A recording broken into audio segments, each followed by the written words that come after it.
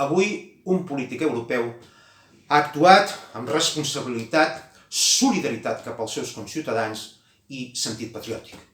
M'estic referint al primer ministre grec, Kyriakos Mitsotakis, que ha instat a tots els diputats del seu partit, els conservadors de Nova Democràcia, i a tots els seus ministres i viceministres a renunciar a la meitat del sou en els propers 2 mesos per destinar aquests diners a la lluita contra el coronavirus. Ha afirmat que tots estem igual d'amenaçats per aquest maleït virus i que tothom ha d'oferir allò d'acord amb les seves possibilitats.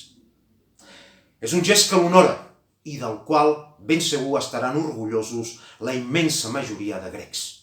És un gest de lideratge i és precisament això el que li cal a les nacions quan estan amenaçades per situacions dramàtiques que posen en perill la vida de la seva gent.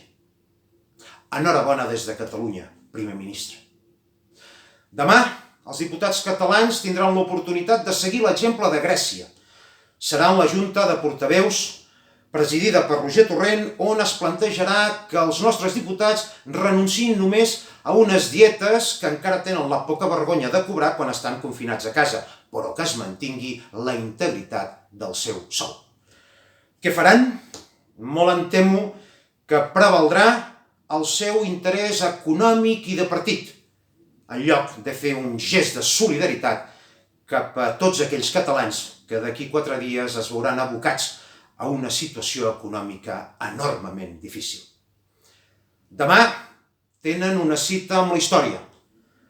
Podrem recordar-los com uns dirigents polítics que pensaven en el bé comú de la seva col·lectivitat o bé com uns mesquins que només estan per salvar la seva menjadora.